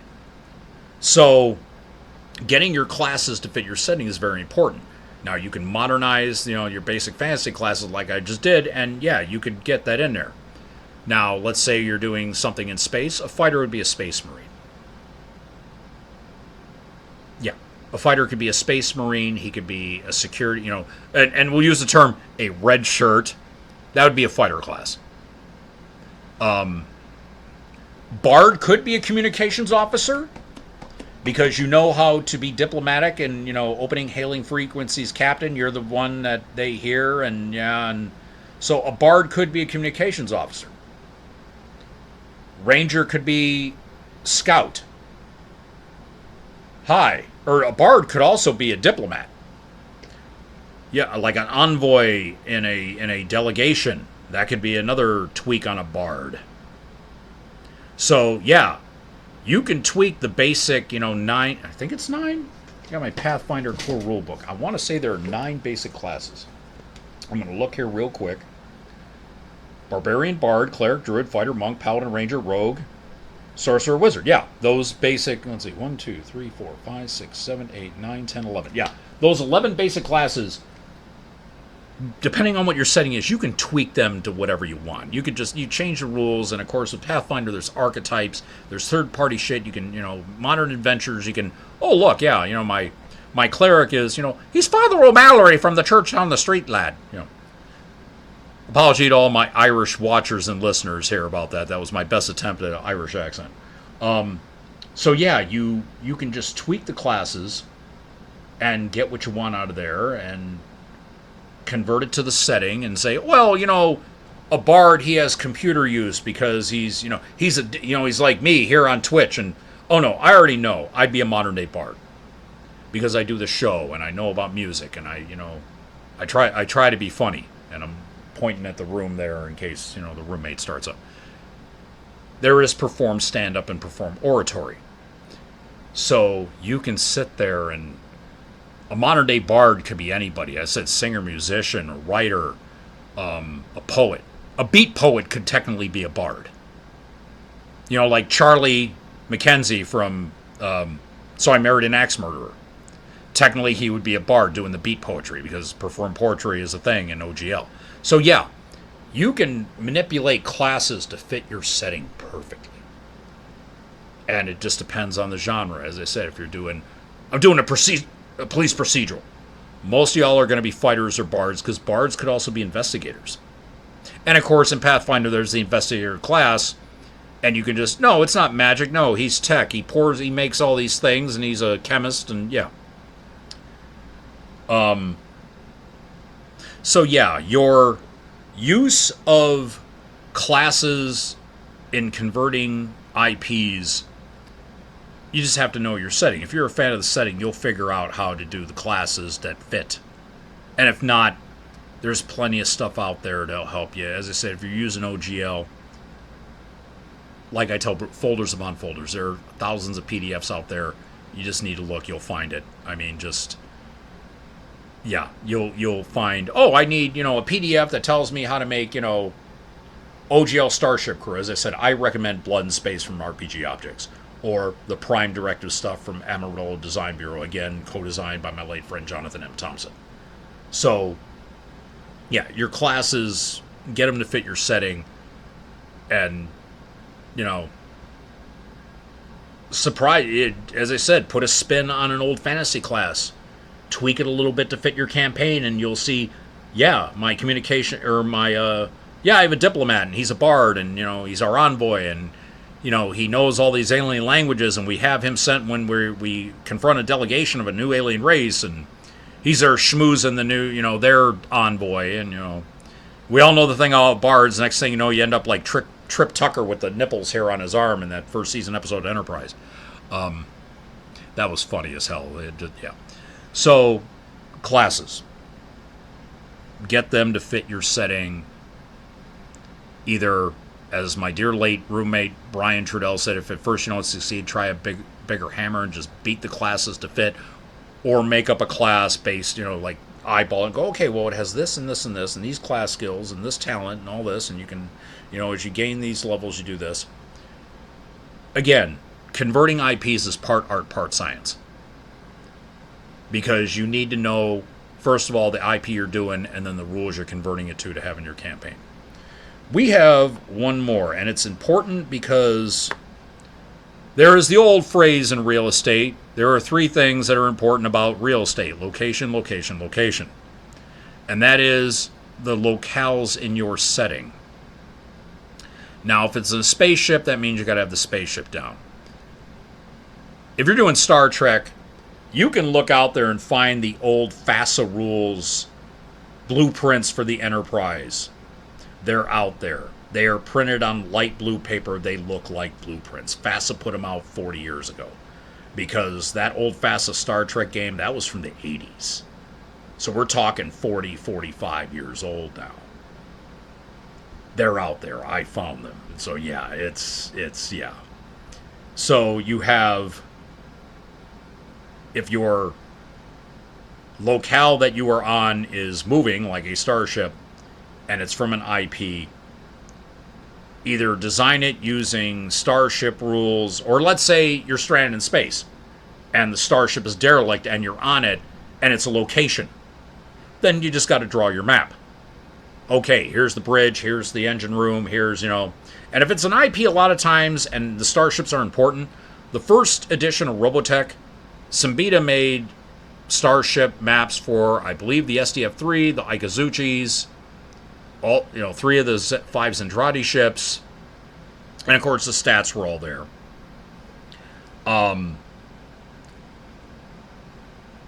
Star Wars has had the D20s, and I think the old West End D6 system, they had some blueprints for ships. So yeah, I mean, you just have to research in that to get the floor plans, the blueprints, the layouts, so your characters know. And yeah, your character, your players, it'll help them better, because it's like, okay, based on my movement speed, and they'll get the map out and go, okay, based on my movement speed, and this is how far I run, and this is how fast the turbolift goes, I know I can get from the bridge to engineering in like 10 minutes. And again, and now I'm thinking of the line from President Scrooge in Spaceballs. I had to run. If I walked, I'd miss the end of the movie. Yes, I know it's meta, but it was still funny as hell. So yeah, your locales are important. Now, if it's a city, like, let's say you're playing a DC Heroes type game, and you want to do Gotham City and Metropolis. I highly recommend the DC Heroes Atlas of the DC Universe by Mayfair Games. It's a used book, you'd have to look for it. But they've got all the stuff, and they have maps. They've got the maps of all the cities and all this, and you have the map of Gotham City and Metropolis and Hub City and Coast City and Star City and Midway City up in Michigan, which I think would be about here. See, that's a good thing living in Michigan. I can just hold up my hand and just say, hey, I live here. Wait a minute. Yeah, there. If you're in Florida, then you got a problem. Then that's where you get on the websites where you can't get off of anymore. Yeah, I made a joke. It's my Twitch. I can say it. You have locales, and you get maps for it, and you put out we're in this city, and yeah, here's the dark part of town. Here's that nightclub where all the, the gangsters hang out. Yeah, you got to have a map of a nightclub, so you go in there and, slap them around and rough them up and tell them, hey, where's the big crime boss at? And it's macro and micro. It's, if you have a city, if you're doing, okay, New York City, it's a police procedural D20 modern, and we need a map of New York City. Do you know how easy it is to get a map of New York City? It is one of the 2 biggest cities in this country. Everybody and their grandmother can find a map of New York City modern day, and you can use it for your campaign. Just, yeah. Do your research. And again, converting IPs, ratio to research and actually converting, I'd probably say 60-40. 60% research, finding out all the stuff and how it works, and then 40% putting it together in mechanics form, and then, the full package. Because, there's one more thing I can do, so I could keep this going for the next hour, because this is important locale set. Yeah, it depends on the scale of your campaign. If you are doing space, there is a campaign, it's called Robotech War and Peace. It's a homebrew campaign. It's 5 years after the end of the Shadow Chronicles, the Robotech The Shadow Chronicles film that came out in 2008. It's now 2050. Earth's rebuilding. The Sentinels, the local group, Phantoma, and all the other races, they're all rebuilding after the Invid beat their asses. The Robotech Masters beat the asses. The Haydenites were there whooping on them. And so, that's 1,000 light years. You're going to be having it. They did a star map, and it's the only star map that I know of the Robotech universe. So it's kind of become the everybody's, well, this is it. This is how it's happened. And to a point out there, if you know that map, they fucked up on it. And I'm going to call them on it, and whoever it is, this is being recorded for posterity, and even if this video gets taken down, it's still being recorded on my laptop, so I still have it. If you go to the Robotech War and Peace campaign model in JFGI, and you click on Robotech Local Map, and on the left side of that map, they have a legend. What planets are taken over by either the Sentinels, the REF, or the UEEF, and the Haydenites. And there's this little legend saying that this line, this long, is 100 light years. Now, a little bit of history for you, a little bit of astronomy. In Robotech, the Robotech Masters' homeworld, Phantoma, and their moon Tyrol, their sun, they call it Valivar. Valivarre. That star is Gamma Crux, or Gacrux. Now, they're sitting there saying, oh, it's 1,800 light years away, and it's 60,000 parsecs away. Gamma Crux is 88 light years from Earth. This is scientific fact. It has been proven. JFGI, look it up. Gamma Crux, the southernmost point of the Southern Cross constellation, is 88 light years from Earth. Now, all the other stars, they're all 1,000 light year, but to us, they all look like they're there. It makes the Southern Cross.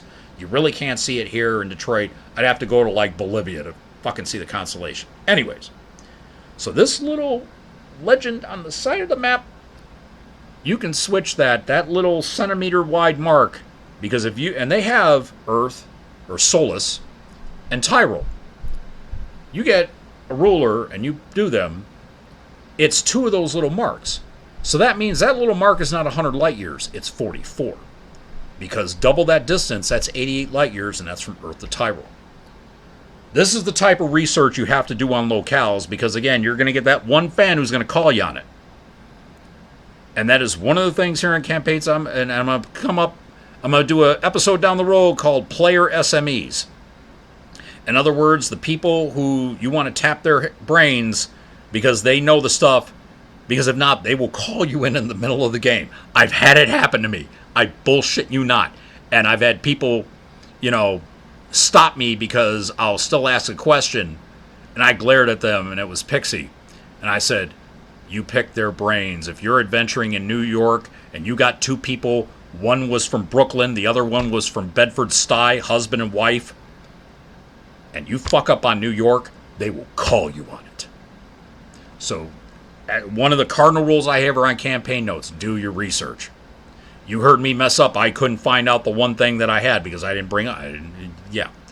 So I'm just as guilty of it, but still, that's one of the best things you do as a GM. Do your research.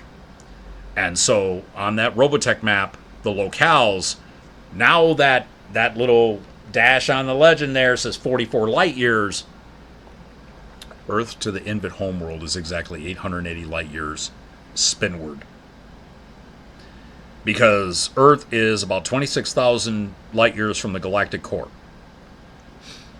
And so, if you figure out where Gamma Crux is, if you're looking at a map of Earth and Gamma Crux is at your maybe 2 o'clock, 88 light years that way, then you know that direction, if you're looking at Earth and, Earth is here, Gamma Crux is here.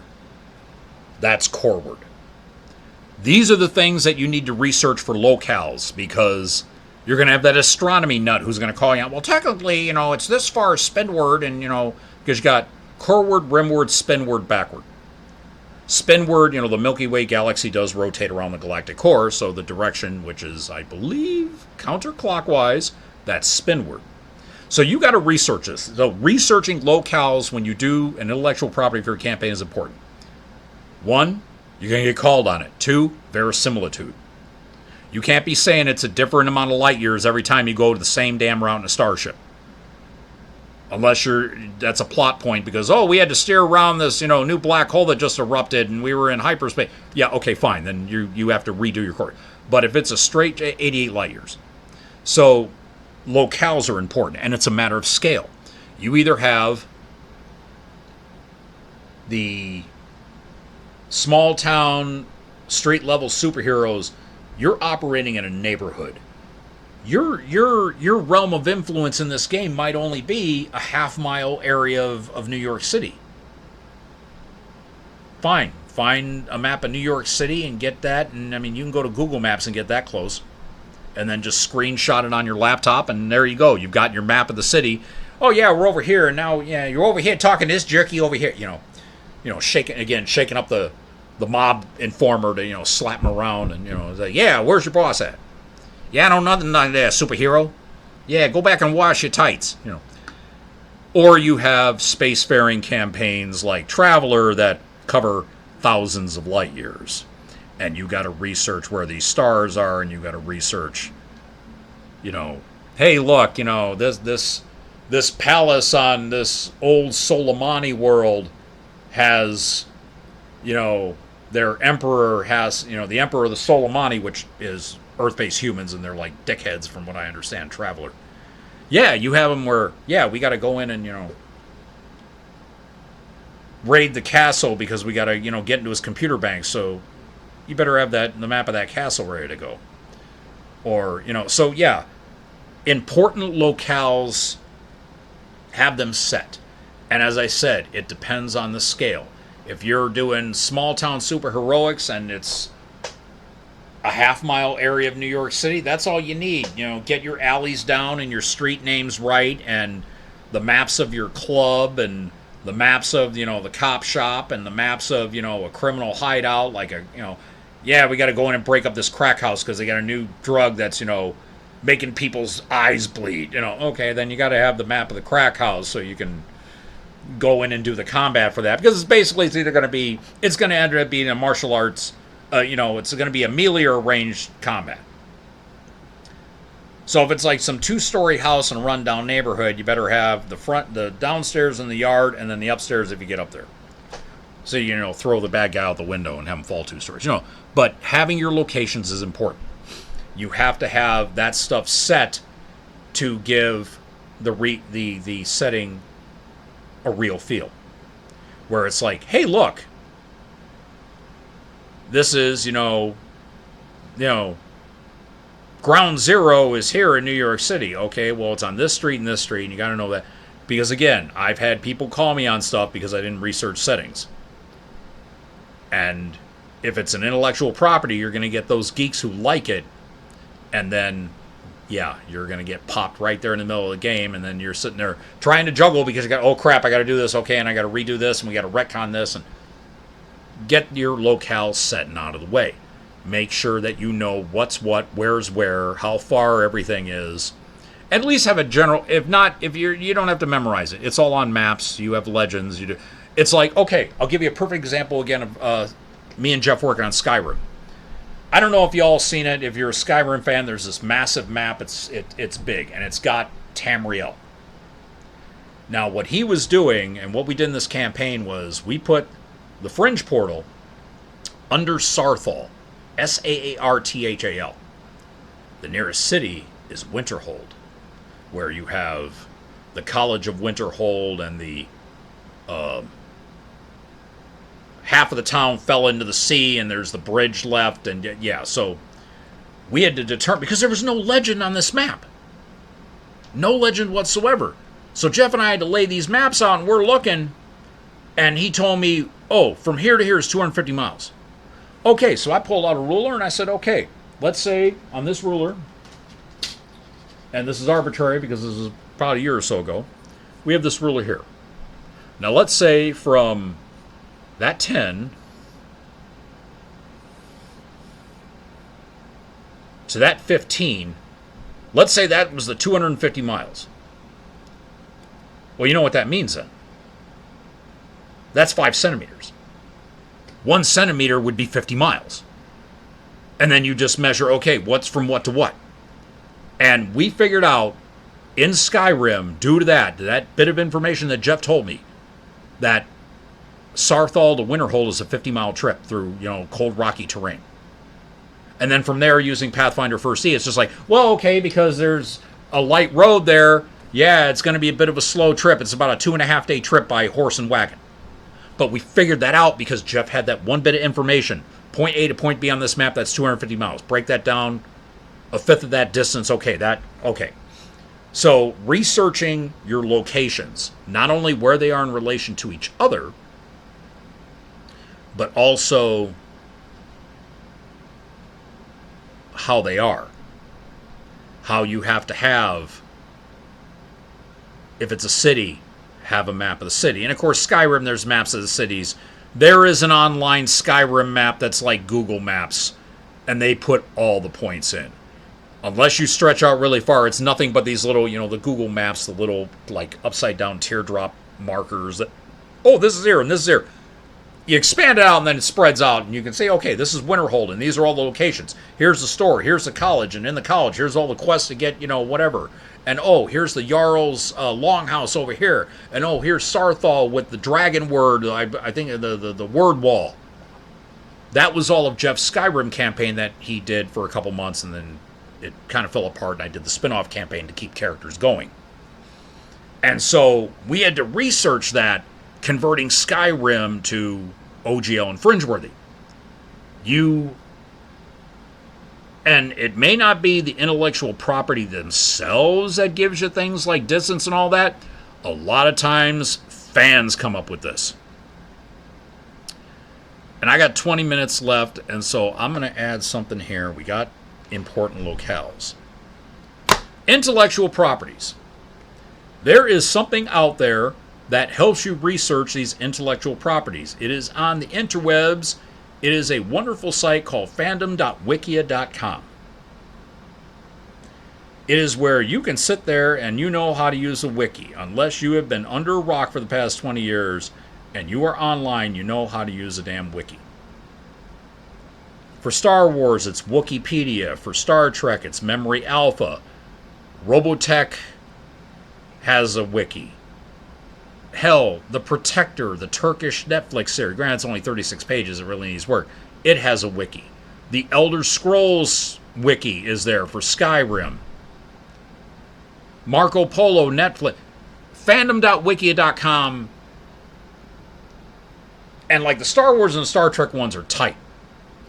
Star Wars even has its canon and Legends. Legends is the old expanded universe. Canon is the stuff post-Disney acquisition, when Disney bought out Lucasfilm for $5 billion. Anyways, wikis are your friend. And even researching stuff on regular Wikipedia, because they'll have, oh, this movie was here and it did this, and yeah. But fan-made wikis are your best friend. They will have metric butt tons of information. And the bigger the franchise, the bigger the intellectual property, the more... And they're fan-made, which means the fans, and they know, well, it's like Jeff. Oh, I know when the TR-116 machine gun came out on what episode of DS9 on Season 7, and Ezra Dax. They know this shit. They'll put it in there. So the wikis, fandom.wiki.com, there's fandoms for everything. From anime to sci-fi to adventure. DCEU, the DCEU, now the DCU has one. The MCU has one, and it covers movies, books, games, TV shows. The one-shot shorts, like the one that had, Ben Kingsley's character Trevor Slattery in jail. And that was kind of like after Iron Man 3, but it also kind of led into Shang-Chi and the Legend of the Ten Rings. Go to the wikis and research the shit out of them. I'll often have 4 or 5 wikis up because my Hardwired Hinterland game, I got my character from Robotech, Gina's character from the original X-Men movie timeline, the Fox one before they went back, Wolverine went back, and Fur's playing Hunter Eyes from Netflix Marco Polo. Beth is playing somebody who's been to the His Dark Materials world. Philip Pullman wrote the series, the movie with Daniel Craig, The Golden Compass, from years ago. Now it's a BBC series, and John Perry is played by Andrew Scott, Jim Moriarty from BBC's Sherlock. And so there is no shame in having your laptop or having your phone and my Samsung Galaxy A16 here, and I got Memory Alpha here. I'll even show you here because wait.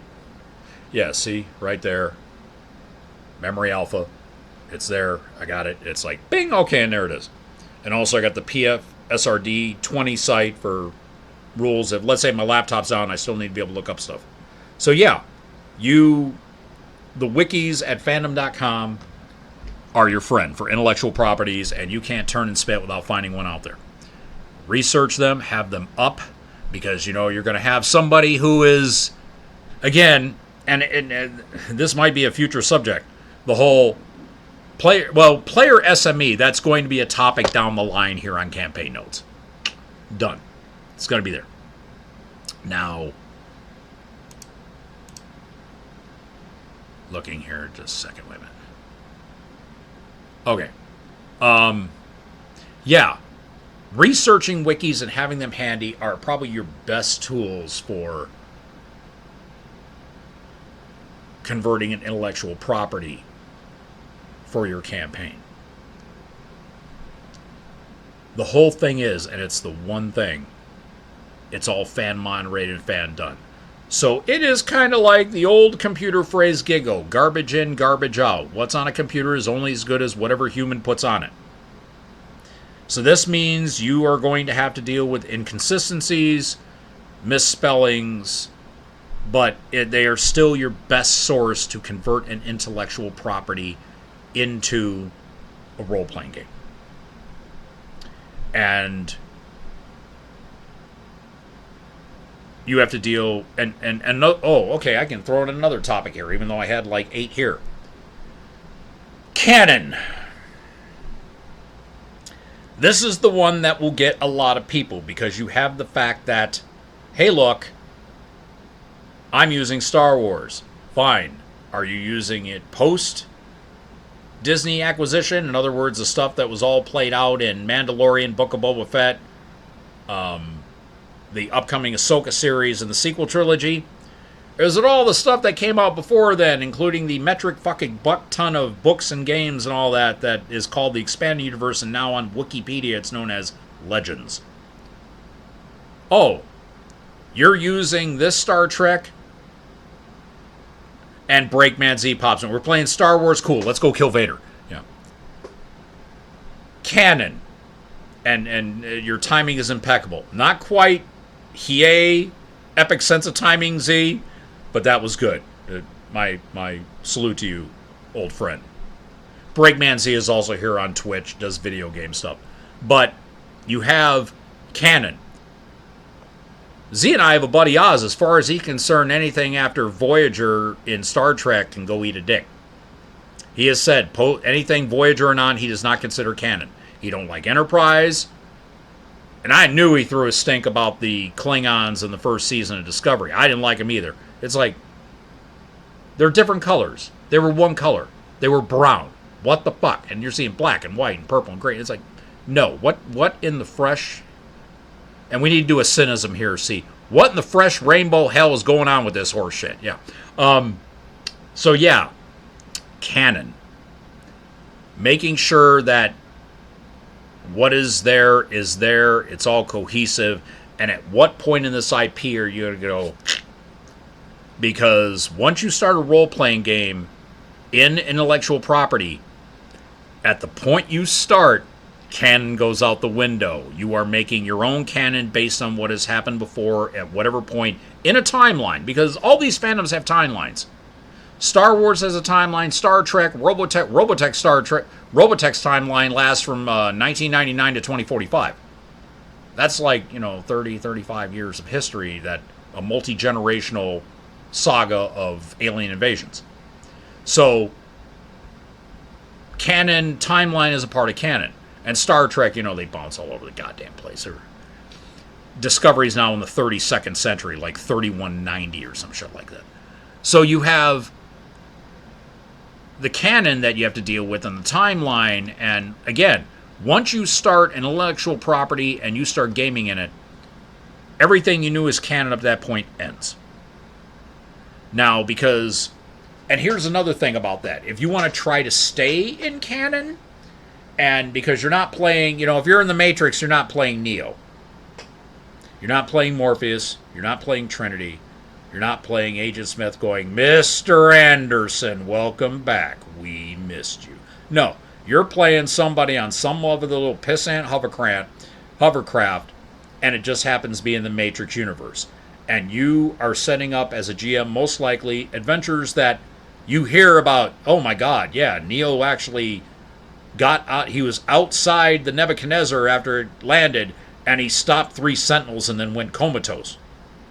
You're often implanting canon stuff as side things, because once you stop doing... When you do canon and IP, you're doing the untold stories in that canon. You are doing the stories, because, yeah, the Star Wars saga, it's the Skywalker saga. Those 9 movies, it all has to do with the Skywalker family. From Shmi and Anakin, all the way to Rey taking the name. Because she took the name to get rid of the stench of being a Palpatine. She took up the name of Skywalker, and she is now, if only by adoption, because Luke was her master, and Leia trained her, she was their protege, she took the name on. And I am looking here at Z put, I like what the Spoony one said when he did the Babylon 5 game way back when. He said, yes, these are these characters, but they did not act the way they did in the show. This is the spoony timeline. Okay, yeah. Well put. Thank you, Z. So yeah, canon, once you start playing in an intellectual property, canon goes bye-bye. Now, you can preserve canon by having all his sideline stuff and you were telling an untold story. Or if you want to play Neo, well, Neo just does a lot of stuff differently. And if he dies, then the campaign really goes, the timeline really goes out the window. So yeah, you are going to have,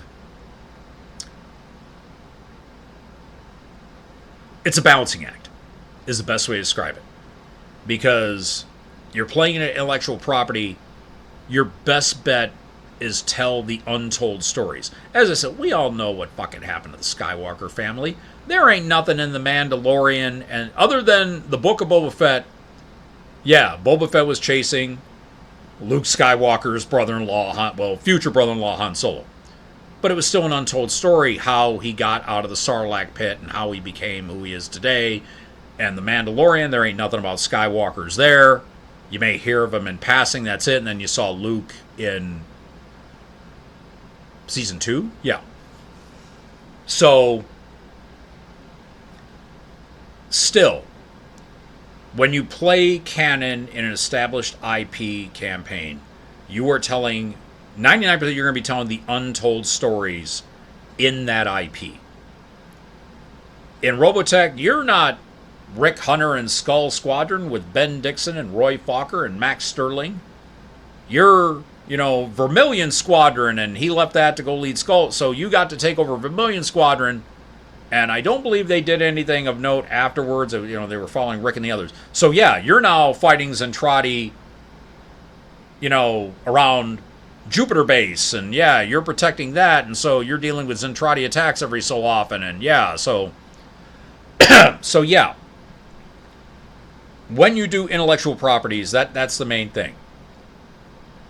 Unless you really want to go off the rails, you're still preserving canon by telling those untold stories. And with Star Trek, with everything, and Star Wars, with the canon they have set, it's filling in the gaps at this point. Star Trek is now 55 years. 2026 will be its 60th anniversary. Star Wars, that's 77, 23, that's 46 years. They've told enough stories where those two franchises, which are the two biggest sci-fi franchises in America, you're filling in the gaps at this point. Oh, we don't have anything between 2402 at the end of Picard and 3189 in Discovery. Hey, guess what? We have almost 800 years of storytelling we can still do. Yeah. Other than if you do not mess with the canon, like you could do a Star Trek series in like the 30th century, how the burn occurred. What happened during the burn? How did the Federation fall apart? Yeah, wow, Z. Star Trek, guess what? You're the latest batch of ensigns on the Enterprise. Grab a red shirt and a data pad for your last will and testament. You're a dick. There is a game that I think my old buddy John Ryer did for his company, John H. Ryer Games, LLC. And it's called Gamma Shift. You are basically the red shirts and the third shifters on a starship, and shit happens and you got to take care of it before the captain wakes up. I'm an Inglourious Bastard, get it right. Oh, that's right. I'm the malicious prick. He is the Illinois asshole. Yeah. Running joke between me and Z.